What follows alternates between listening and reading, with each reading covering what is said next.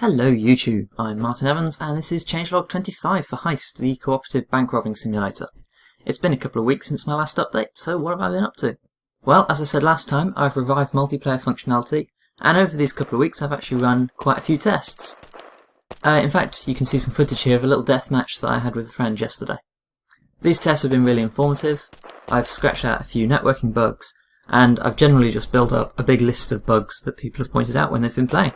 Big thing, like the really big thing that everyone points out, is that the camera system sucks. This isn't actually in the least bit surprising. I knew that it sucked, because the old system was just the most basic thing I could throw together, really. So I spent a week experimenting with camera systems. I dug into how a load of other games do third-person cameras, things like Assassin's Creed or Watch Dogs, things like that. And then I did a little design work on my own camera system based on this.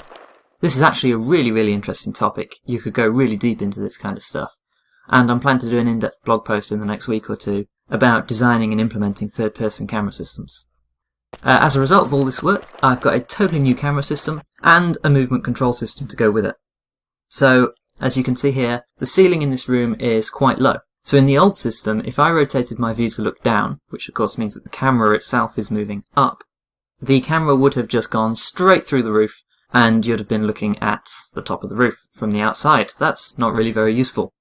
So instead, if I do that now, you can see that the camera moves up and it hits the roof and it just sticks to the roof. It basically stays as far away from the character as it possibly can without clipping into a physical object. That's much nicer. This makes moving around inside small spaces not just much nicer, but actually possible, really. So that's kind of important. As for the new movement system, the old one was a bit like a first-person shooter. The view was always from behind the character, so if you press W, she walked forwards. If you pressed S, she stepped backwards. If you pressed A and D, she sidestepped left or right. Instead, the new system makes the character rotate towards whichever way you're trying to move, and then she walks in that direction. So as you can see here, if I press A, she turns 90 degrees to the left, and then walks across the camera. Similarly, if I press S, she turns 90 degrees again towards the camera, and walks towards the camera. I think this is just a lot nicer. You're not always staring at the back of your character, and if you're running along, trying to say sort of wiggle through a crowd, you can just hold down W and tap A and D to wiggle around a little bit, rather than waving your camera around madly.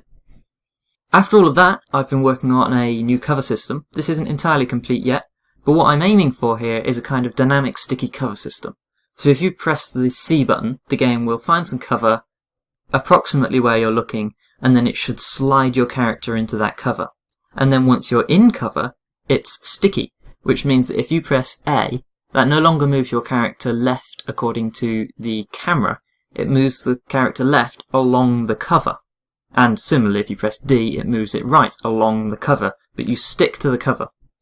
And if you get to the end of the cover and there is no more cover to your left, holding A just won't do anything, you'll stop. You have to leave cover if you want to do that. So you can actually see the cover probing system in action here. When I tap C, the game searches out into the scene, it finds where you're looking, and then it attempts to find if that spot is a decent cover spot or not. So it's checking things like, is it high enough? You know, if it's not high enough for the character to fit in, then you obviously can't take cover there if the ceiling's too low. And then once the game has found a suitable piece of cover, the character controller system should, this is what I haven't done yet, it should take your character and animate them sort of, you know, diving into cover and then sticking to cover, things like that. So that's it for this week. If you'd like to keep up with the latest news on the project, you can follow me on Twitter as Martin D. Evans. You can follow my development blog at martindevans.me, or of course you can subscribe to this YouTube channel. Thanks for watching.